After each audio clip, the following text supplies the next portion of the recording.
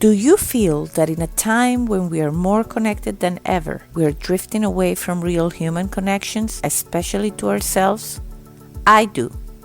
Hi, I'm Leticia Latino, and I want to invite you to join me and my very inspiring guests in exploring ways to reconnect to your essence, to your definite purpose, to what makes you tick.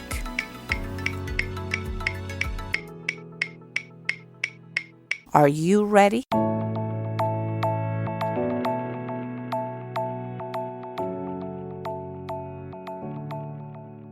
Hello and welcome to Back to Basics, Reconnecting to the Essence of You. I have Keith Trimels today with me. He's a direct response marketing strategist who optimizes sales funnels for 6- and 7-figure businesses seeking to hit the next level.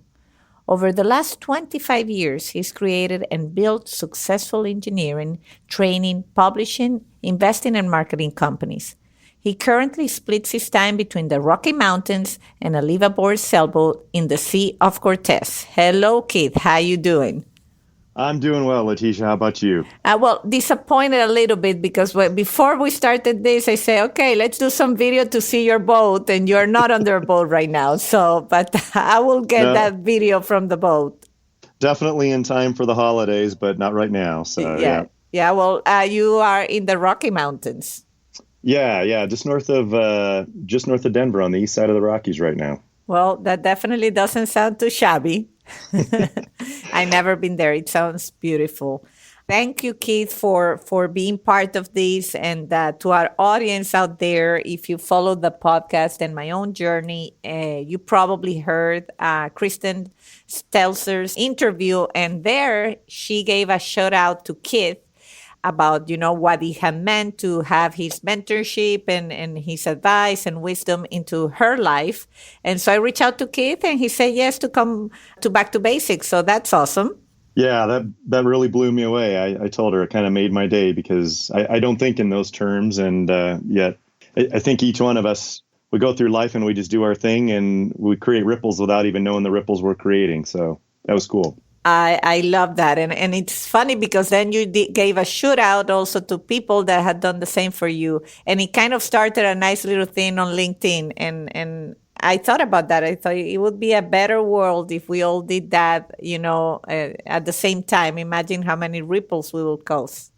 Oh, it happens all the time. And Ilsa, the individual I mentioned, is an extraordinarily good friend of mine and a business partner in my training company. And I tell her all the time, she's passed on wisdom to me that her mom shared with her, and she grew up in East Germany, and her mom helped her and her daughter, or her and her sister, escape. Her brother was actually over in West Germany, and so those lessons of that strong woman kind of filtered through me, and her mom never knew me, and I think that's what ends up happening. That's why I call them ripples. Wow, that's great. Yeah, I wonder all that generation. Like also my dad, as I share in the podcast, is Italian, and he saw when the Americans arrived in Sicily. He was 8, and he has so many good stories. And then I wonder, and they didn't get to share it like the way we are sharing now, and we have social media, and yet a lot of the stuff our generations are sharing are not as profound or deep than all the stuff they could have shared. Oh, totally. And that's kind of why I had that conversation with Ilsa. We've had it a couple of times because her mom, so they grew up right across a lake. They'd call it a lake. I'd call it a pond, not very large, but from the largest concentration camp for women and children and she grew up in World War II and post World War II East Germany. And her mom, when the Russians liberated that concentration camp, her mom and the ladies of the village that they lived in were nursing all the kids and the women back to health as best they could. And she caught typhoid. And so I told Ilsa, I hammered her for probably about 10 years. I said, you've got to share these stories because they'll be lost to history.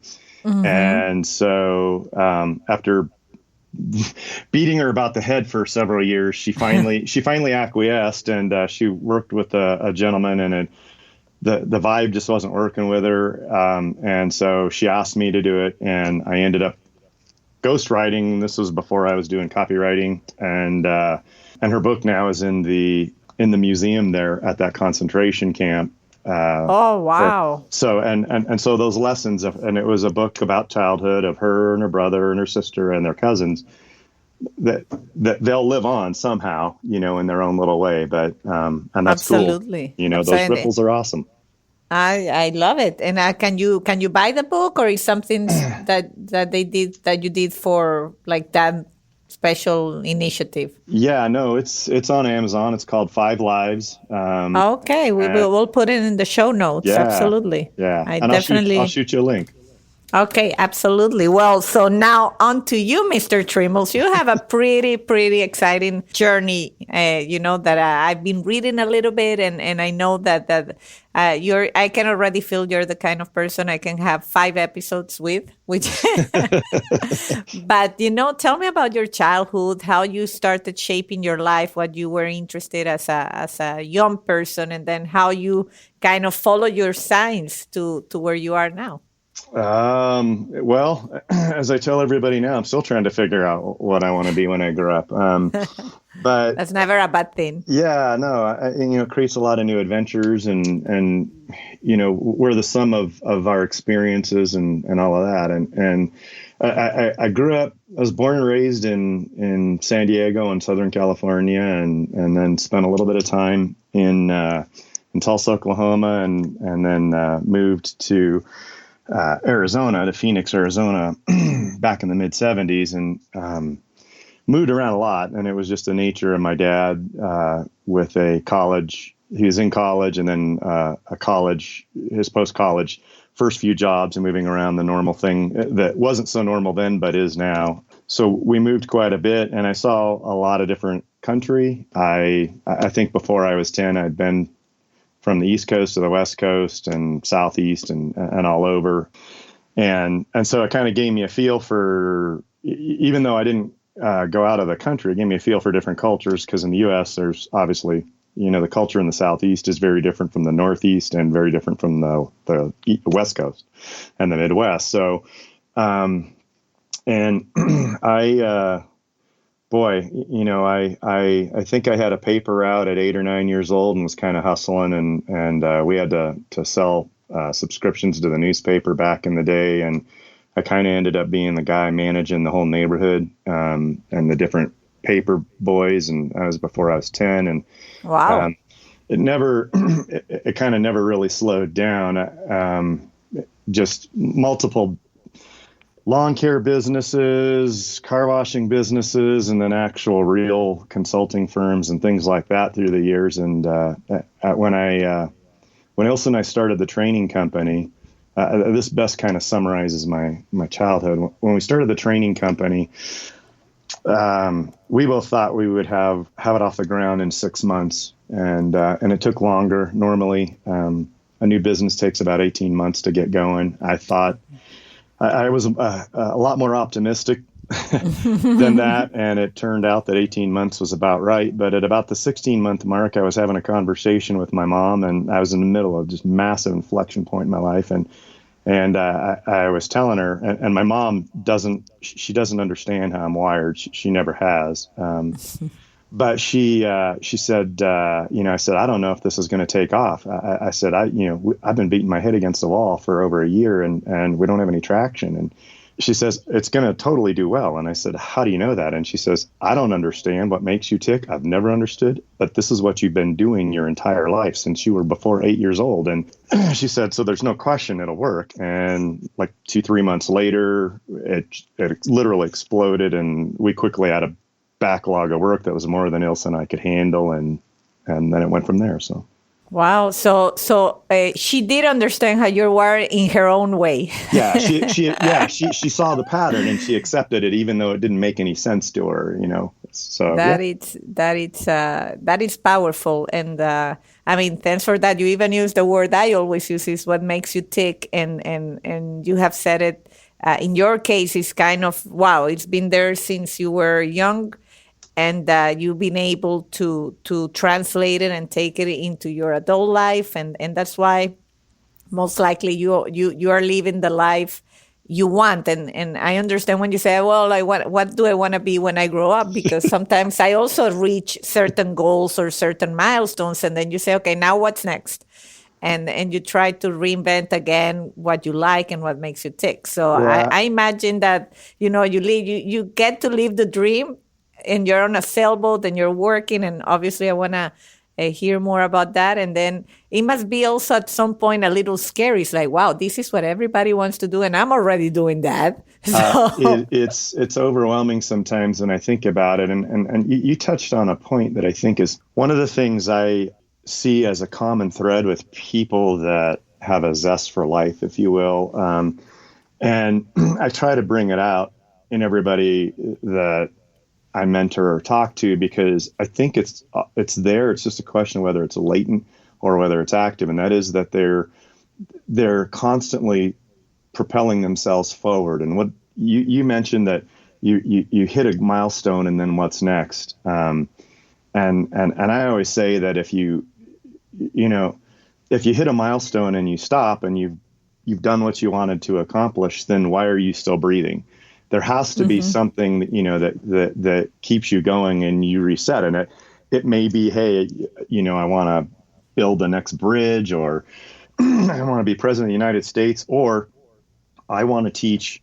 If I'm 60 years old or 70 years old and I don't have the desire or energy to create some massive new company, maybe what I want to do is I want to share that knowledge that I've gained over the last 60, 70 years with some 15 and 20-year-olds, so that they can then choose their dreams and pursue them and achieve them, because that ripple then will create ripples for their kids, their grandkids, their friends, and all of that. And so always having something to shoot forward to is important. And to tie it back to the sailboat, you mentioned it, and it was funny.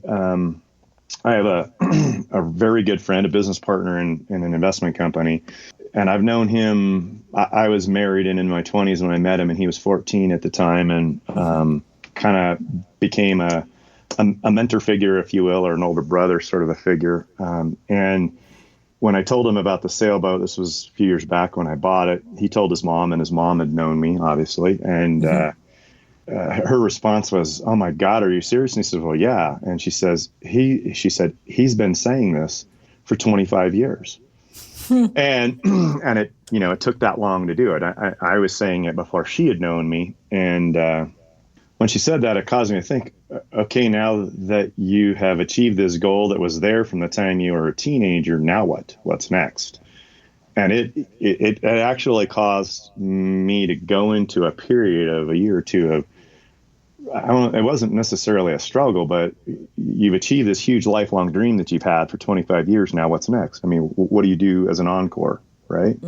Absolutely. Yeah, I have a theory that I know people that have been talking about doing something for a long time, and to me it's like I see it and I'm like, dude, you can do that like tomorrow. Like it doesn't seem that hard that you have this dream, and for whatever reason they don't make it happen. And so my theory is, I think they're afraid that if they make it happen, then, and it's not what they expected, or they're not happy in it, or doesn't go the way they anticipated, then that's what do I do next? They like to live with that idea that I have this dream. It's always something to look forward to, and you're so right. And there's the other side of it that, and I've dealt with this throughout my life, is when you know that it'll work, then what? It'll be successful, and then what happens? I mean, there's a fear of success, and I think that's totally normal. And those are two sides of the same coin. And then there's a third one. And I actually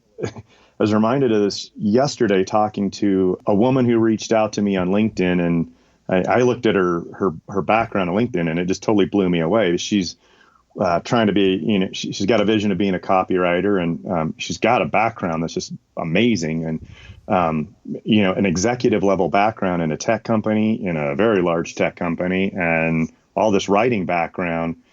And I just was kind of blown away by her background. And I reached out to her, and she said, "You're like doing these amazing things. And I saw you on this, at this conference, speaking at this conference. And you you made me believe that I could do this.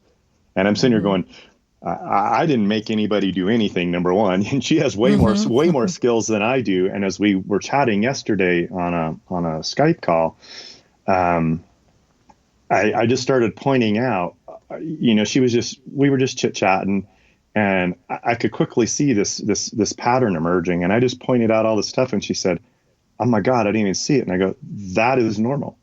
We don't see what we have and those capabilities. I mean, we're in the forest, and all we do is we just see the tree in front of us. And all it takes is somebody sitting in a drone or whatever up above the forest, and they can see everything. And all they have to do is just point it out to us. And, 9 times out of 10, you can sit there and say, oh, wow, okay. And they can show you the path, and then you can do it, so.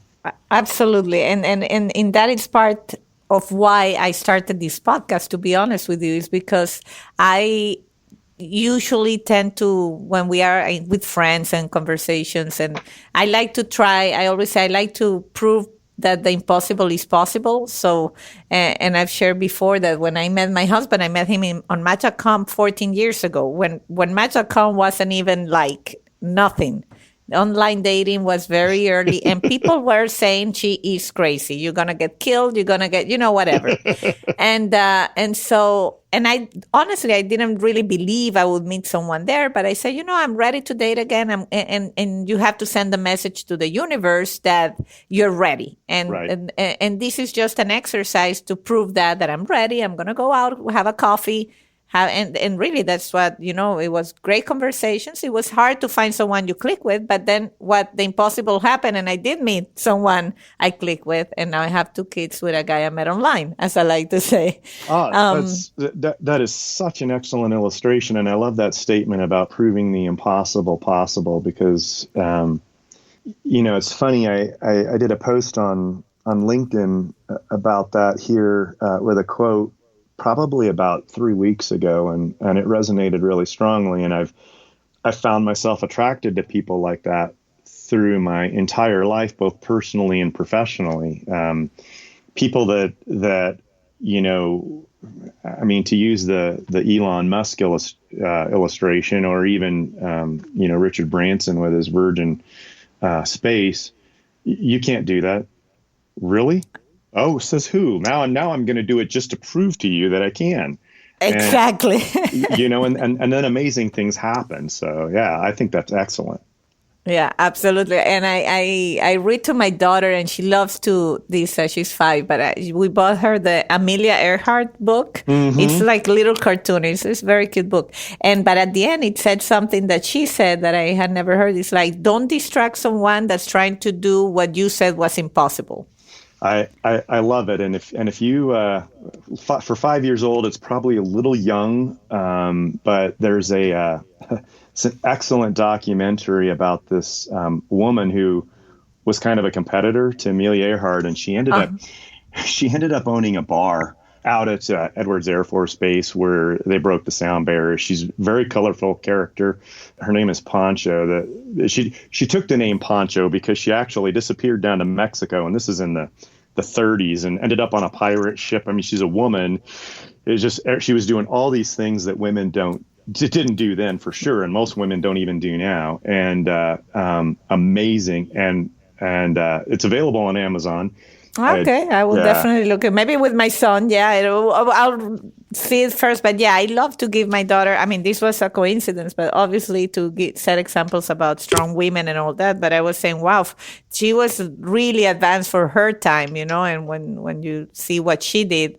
And so that's kind of the same thing. And I know that this conversation, someone is listening out there, and if you're going to be motivating them to do whatever they are thinking that they cannot achieve. This woman was amazing because she created ripples with Chuck Yeager and Bob Hoover. I mean, these test pilots, Chuck Yeager broke the sound barrier, and it's just amazing what she did. She set like speed records and stuff like this back in the 20s for women. She was beating men. It was great, and she was one of those people who really took pleasure in somebody saying, you can't do that because you're a woman, or, this is impossible. It's like, okay, watch this. Watch this. I Yeah. love it. Yeah, I'm a little bit like that too. I'm like I like to prove people wrong, and there's only one way to finding out. For me, it's more about there's only one way to find out if this doesn't work, and it's just by doing it. If you sentence whatever it is that you're gonna do before you even start, then there's no value in that. Oh, You know. absolutely. And I tell Ilse all the time. I mean, this is so we have some pretty deep conversations, and I've always said she's done some things, and she takes the same. She has the same attitude, and is it only takes one person to show that it's possible to prove whatever the rule is or theory that everybody says you can't do this, just to prove them wrong. And it could be as simple as, you see it with athletes all the time. Hey, you're never going to be able to play football again. Or a guy who is, suffered an accident and had some traumatic spinal injury and can't walk, and you can't walk again because this isn't physically possible. It just takes one person to do that, to show all those doctors, don't say you can't, because you never know. Absolutely. No, that's powerful. And so with that, I always find powerful statements when in our downtimes, right? So I always tend to ask, and you said that you had a massive inflection point in your life, and then just 2 months later, things happen. Right. Could you share anything at that point where you say, that, everything is going in a way that it's not validating the way you expected? Besides your mom saying, hang on, because this is going to happen, was there anything else, like an inner conviction or anything else that kind of kept you true to what were you trying to do in the downtime? Yeah. So, well, my business partner Ilse is German, and I kind of have this German stubborn personality, part of how I was raised and where I came from. But it's really just putting one foot in front of the other. There were times during that period where I literally was looking up at God and saying, I don't even understand this. You have got to show me the path forward and give me a sign. I oftentimes, this might sound somewhat sacrilegious, but I would sit there and in my head, the conversation was like, Dr. Evil on, it's a throw me a bone, give me some, Yeah. just give me something here to at least know that I'm not going the wrong direction. And, Yeah. it was huge. I mean, I was in the middle of complete life changes. I had torn my biceps, so I couldn't go work out, so I couldn't channel my energy that way. And I just started the training company, so the cash flow was completely different than what I had been used to before that. And I remember one conversation with Ilse where she said, "You're going to do amazing things. You just got to keep walking every day to get to that other side." And she and I would talk extensively, and I was doing quite a bit of work at that time in Hawaii, so I was jumping on flights when my girls were with their mother, the weeks that they were with their mother, and then I would come back and be dad, and nobody even knew I had left town. And so you just keep putting one foot in front of the other, and eventually it's only through looking backwards that we see, all the steps and all the, the stones that were there. It's really hard to see looking forward. So. Absolutely. Yeah. I couldn't agree with you more. For me, that's where I struggle the most too, because I've been doing the same thing for a long time. I work for the family business. Mm-hmm. And sometimes you look around, and of course I had a corporate career, and maybe in corporate, like you go, you get promotions, you get recognition. When you work for the family business, you show up every day, you have your good days and bad days, but it's very different, like the fulfillment that you get. It's kind of I call it's a different calling. But sometimes, you get a little bit like, wow, I miss those things that I had in corporate life. And you don't feel that you're making progress. But then also for me, I once from here and there, when I'm down, I open the Bible, just whatever it leads me. And it was something about not because you don't see the tree growing every day doesn't mean that the roots are not growing. Oh, absolutely. And I couldn't agree with you more. I gave this piece of advice. I've given it out a couple of times because I'm a transportation engineer by training, even though I'm a business person by actually the way I'm wired. But So I think in terms of transportation a lot, and I find that if I can wrap a concept around that, it's oftentimes very much easier for somebody to understand it because we all deal with transportation, whether it's cars, trains, planes, or whatever. And I shared this with a guy that I was in a coaching program with here not too long ago, and I've shared it with others that I've advised on their business. That you're driving a car, your life is like a road trip, and you've got to look out the windshield so you don't crash into a tree or, hit anything. But every once in a while, you need to look in the rear view mirror and look back to see that you've actually made a ton of progress. And on a 3,000-mile drive, after the first few hundred miles and, you're into whatever, if you're driving straight, you often lose perspective on how much progress you've made and that you're continuing to make. And only by looking through in the rearview mirror can you see it. Now, you can't stare and dwell on it. So don't dwell on the past where you were. You got to snap back around or you're going to crash again. But if you don't take the time to reflect occasionally in that rearview mirror, you lose sight of the fact that you've actually made great leaps no matter what you've done in your life. Yeah, that's very true too. It's for anybody familiar with Florida, it's like when you get into Alligator Alley going to Orlando or one of those things, and you think this Right. never is gonna end, and doesn't anything looks the same. There's no even scenic aspect of it. So now it's as you were saying that I can envision being there and saying this is boring. There's nothing happening, and then you get to Orlando, to Disney, Right. which is one of the most exciting places for kids anyway. For me too, I'm a fan. But so yeah, so that's I think where we struggle a lot, and people struggle a lot is to as you say, to realize that we're making progress, and it's one step at a time, and it's one day at a time, and we get impatient. Yeah, and we're in an instant gratification society, and the conversation you had with Kristen where you talked about seeing the stars, and Kristen was talking about falling into the hole on the boat. We often don't take. We're so wrapped up in the go go go go go that we don't take time to feed our spirit with that reflection and that quiet time. I remember I remember a homily from a priest here. He's an incredible, actually he's amazing, an amazing historian and philosopher. But he talked about growing up how his parents made them have an hour of quiet time. I don't know if it was every day or every week. I can't remember now, but he hated it. I mean, he was 9 years old, and all he wanted to do, they didn't have video games back then, but play board games with his brothers and do all that. And when he was talking about this in his late 30s, early 40s, he was reflecting, and he said that was one of the biggest gifts that his parents gave him, because it caused him to think about what his purpose was, what he wanted to do with his life, what he enjoyed. And so now he does it. I mean, obviously he's a priest, so he reflects quite a bit, but, and it resonated with me because it was something I tried to do with myself just to slow my bouncing brain down. And it was something I tried to instill in my girls, that, you don't need to do it all the time, but you do have to take time to completely disconnect just to let your brain settle and kind of hear those voices inside that will give you clues about the direction you need to go and how to get there. Yeah, and we don't take enough time to do that. You're completely right.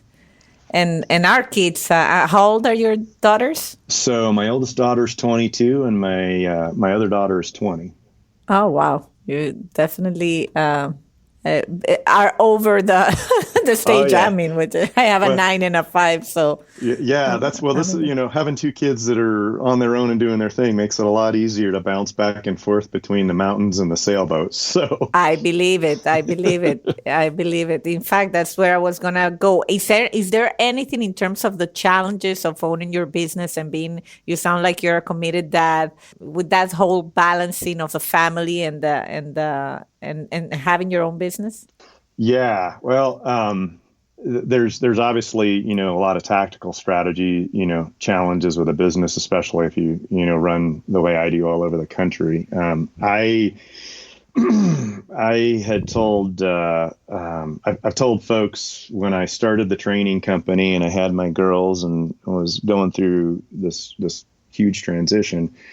My standard statement to friends of mine was I have three priorities in life. I have my kids, and then my business because it paid for my kids and the house Mm-hmm. obviously that we were living in, and then my relationship with Ilsa, my business partner, because it made the business work, which supported the kids, and Mm-hmm. nothing else was on the list. And now that's changed obviously, but it's I think it's important. I actually I drafted an article. It got posted in a copywriting thing, and it's what's your why, and I think that may have been one of the things Kristen was mentioning. But I did it more because I'm trying to frame, the kind of clients that I work with, and explain to them. But one of the things that I find when I talk to individuals that I mentor is when you know that why.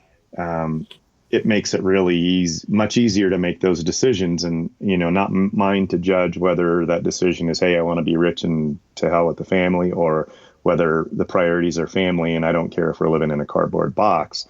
But each individual has to make that understanding of what's important, and from that they'll at least have alignment within themselves, and once they have alignment, things will work out okay.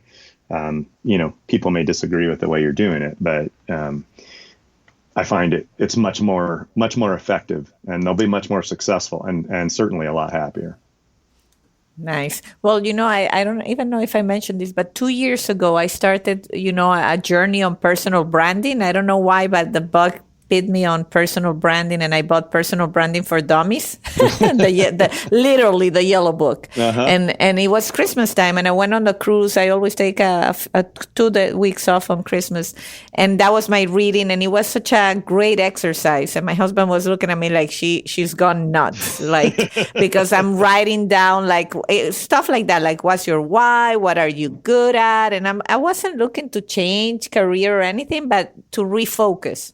And that's a whole exercise about personal branding, and yes, how to use the social media more, and but who you are, what's the message you want to put about out.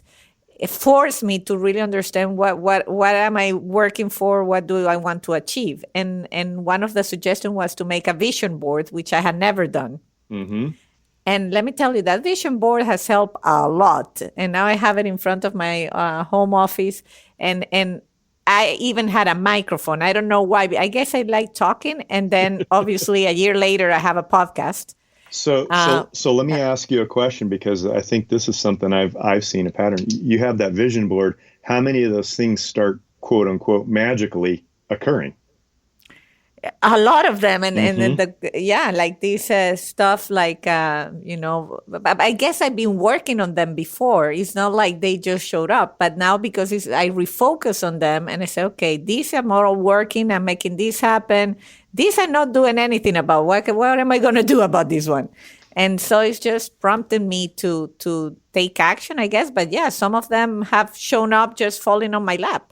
Well, and that's how it appears. I see. I have a theory. I think what happens is that when you spend that time reflecting, and you kind of hear, it depends on your theologic construct, but you hear the Holy Spirit, or you hear whatever inside you, and you have these ideas, and once you express them, whether it's on a vision board verbally, or however that is, I've done this with writing stuff down, the subconscious brain actually starts processing that. And when you've taken the time to figure out your why and what drives you, and your why, your why when you're in your 20s will be different than when you're in your 40s, for sure. And it's totally different than when you were in your teens. But so it changes throughout your life, which is why you have to continually reflect. But when you do that, and your why, and your subconscious starts working on it, there's amazing alignment. And once there's alignment, you're now actually not repelling those opportunities. You're kind of drawing them, and your eyes open, and you see them, and they're kind of right in front of you. And as you say, it's like it just fell on your lap, and you go, wow. And but it's all that work, if you will. It's hard head work, but that you did before, that allowed that thing to fall in your lap.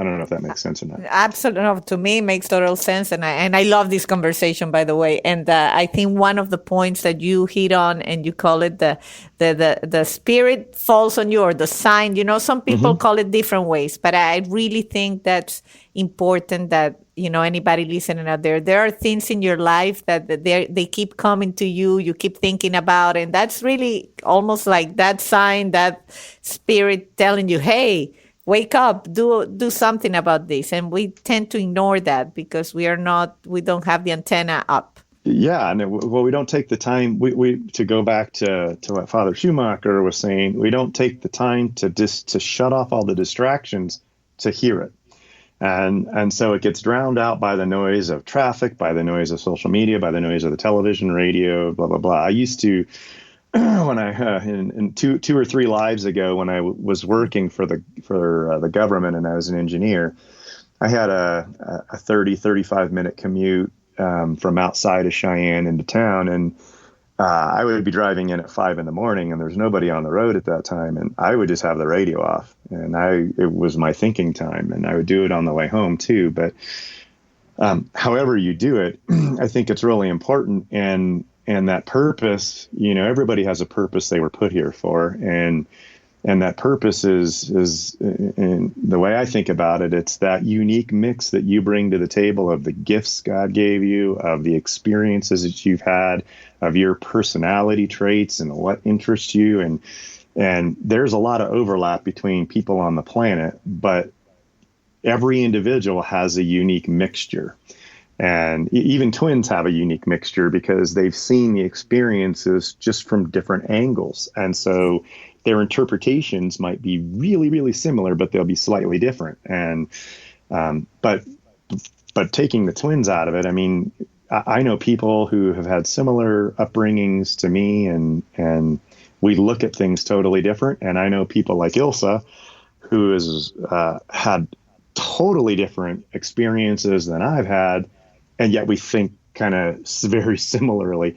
We came to the same place, and we each, everybody has their unique thing. And if you can take the time to quiet things and shut some stuff off and identify that, boy, it becomes a lot easier to figure out your purpose. And when you do that, life becomes really fun, and work becomes not like work because you're doing the things that you were put on the planet to do.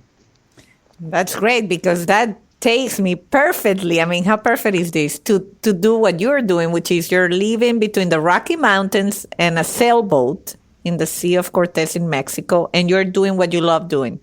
Oh yeah, what I love doing is actually helping people grow their businesses, and I have a client, and we're growing their entire online side of their business. They've got a commercial business, and I literally met him on the dock in another sailboat in Mexico. I met him in a marina in Mexico, and they become friends, very good friends. And this was a year and a half ago. And talking about what we mentioned earlier, about, always having that challenge.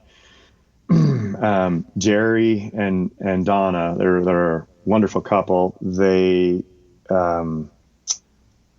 Jerry's he's had a construction company before, and he's had a restaurant for 36 years. And he's at a point in his life where most people I know would be looking for the rocking chair, and he's literally going all in and on this business. They've had the business going for some time, but he's dedicated to growing it. And I love that. He's as he said, he kind of went down there and he took some time. He's on the boat, no distractions of day-to-day life, and he rediscovered his passion of what he wanted to do, and he's been so energized about it since earlier this spring, and it's infectious. I love it. So that is great. And I think I understand a lot of people think I need to pay bills, I need to have a 9 to 5 job, but I really think that there's a lot of options out there. If someone is like, has that spirit that I don't want to be in an office, I want to do other things. I think there's a lot of options that people don't explore just because they sell themselves on that idea that I need to have a real job and I need to have a 9 to 5 job. Would you agree? Couldn't agree more. And one of my frustrations with our education system in this country is that we don't do that. I took an entrepreneurial class in high school, and it was taught by a teacher who, I guarantee you, wasn't teaching much longer than that. He had a business doing taking photographs of tourists in Hawaii when they got off the plane, and he had done all these kind of things. And it was a senior level class that I took as a sophomore because I knew that's what I needed to do, and it was amazing. But we don't teach that to kids now. I mean, we don't show kids that there are all these options, which kind of blows my mind because these options are much easier to access. When I moved to Wyoming, I remember having a conversation with an engineer in the office that I worked in, and I'd been up here 2 years. I think at the time I was in my late 20s. I might have been 29 or so. And he said, so where do you see yourself in 10 years? This is back in the mid 90s or so. And he says, where do you see yourself in 10 years? And I said, working for whoever I want, from wherever I want, whenever I want. And he was in his 60s at the time and a couple of years away from retirement. And he had a very difficult time wrapping his brain around it. And I said, hey, I had just moved from Arizona, and in Arizona, I had a computer in my home office that I was connected to my office computer, and I was able to manage my office, my maintenance team, and my secretarial staff, and my survey team,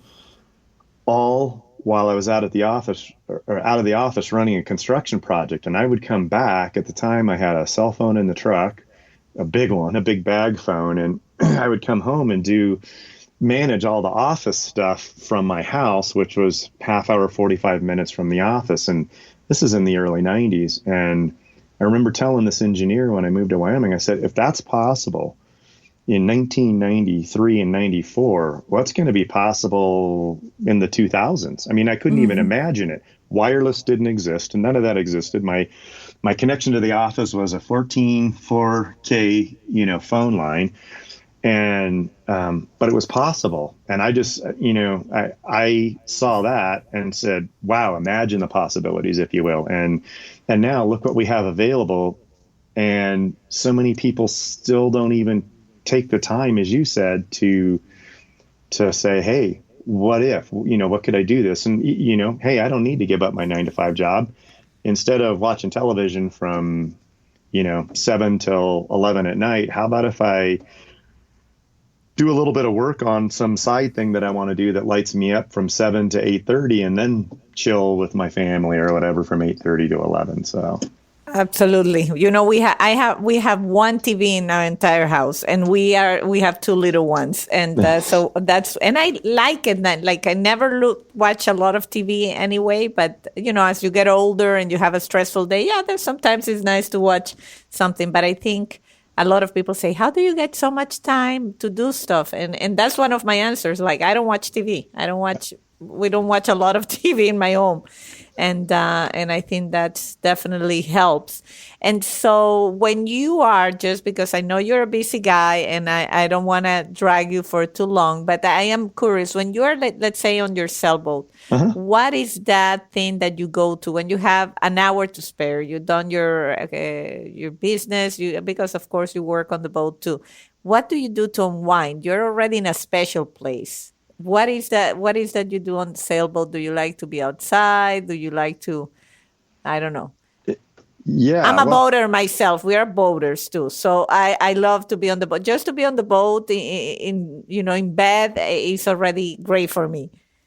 It does. It changes how your mind processes stuff. I have, there's probably not one thing I would spend an hour on, because I tell everybody, not in a bad civil sort of a way, but I have all these different voices in my head. They're different personalities. Todd Herman would call them alter egos. And so it depends on what voice or what alter ego needs the most attention at any given time? Is it the sometimes it's the voice that says, hey, you need to go to the gym, and just, the gym for me, because there's no, I'll listen to music and put my headphones in, but there's no other distractions other than the songs that are going in my head. And I'm very disconnected from the day-to-day demands, and it allows my brain to unwind. And I come up with some amazing ideas while I'm lifting weights. Sometimes, like down on the boat, I did this, was it last year? I don't even remember what year.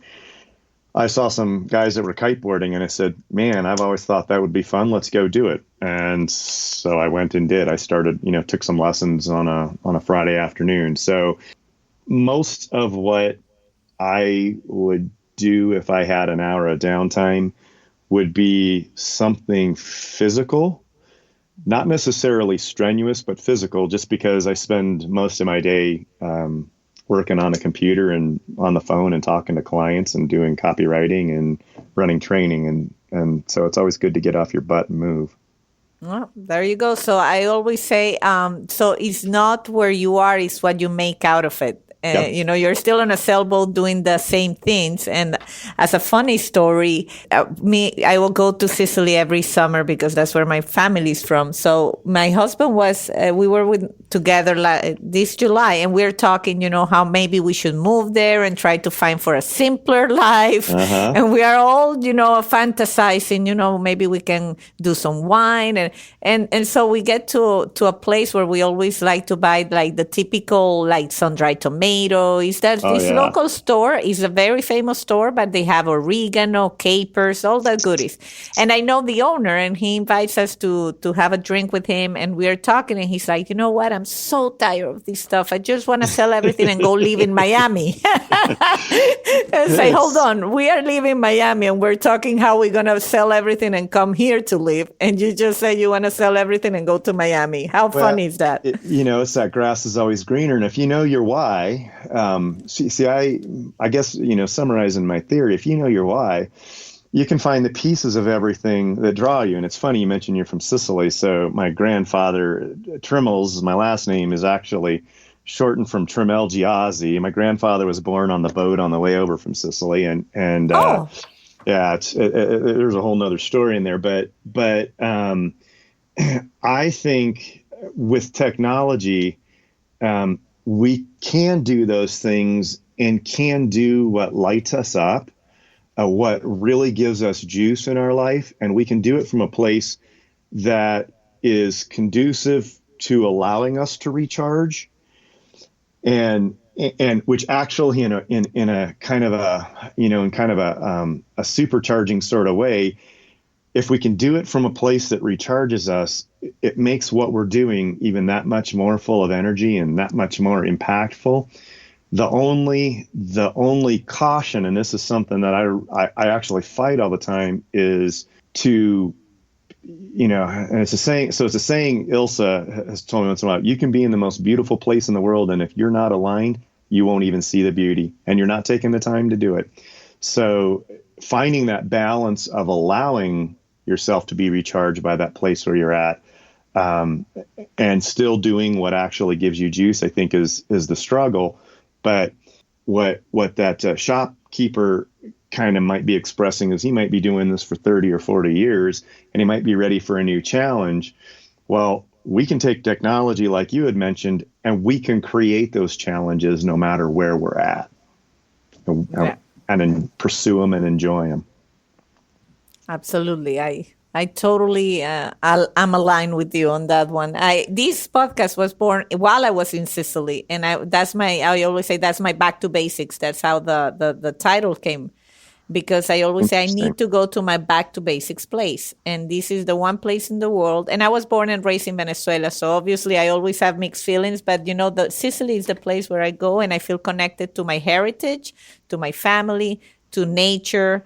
I don't know, it's something there. And so I go every month, every year for a month. And even my customers at the beginning, everybody, you leave for a month? And I say, yeah, I have my computer. And now everybody's used to it. Now they ask me, when do I leave? It's so true, and it's so important, and it's different from everybody. I mean, Ilsa grew up in East Germany, obviously, as I mentioned, and for the last several years, we have a training company. She's been going back to Germany to see her sister and brother and spend time with her family for anywhere from 4 to 6 weeks. And our clients don't even really know she's gone.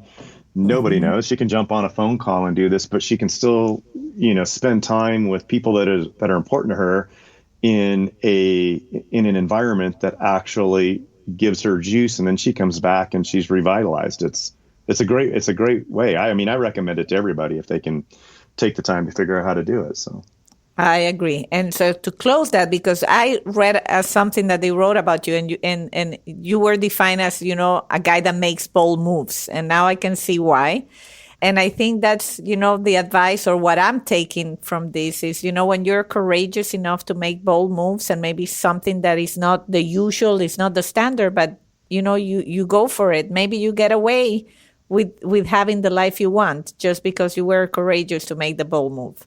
even if you don't get away with it, look at the lessons that you learned, and not just about maybe what doesn't work if it didn't work, but so much about yourself. And if you the more you learn about yourself, the more successful you're going to be on the next thing you try, because you're going to know yourself better. So That's great. Well, Keith, I mean, I definitely say I need probably 7 chapters. I need to interview Elsa.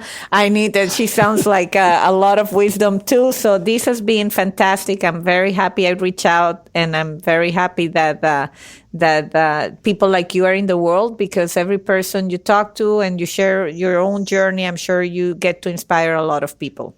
I appreciate it, and I appreciate the opportunity, and would love to chat with you anytime. And we'll definitely figure out how to get Ilsa on here. I think you guys would have a blast.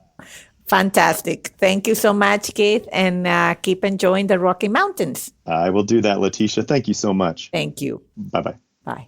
And until the next time.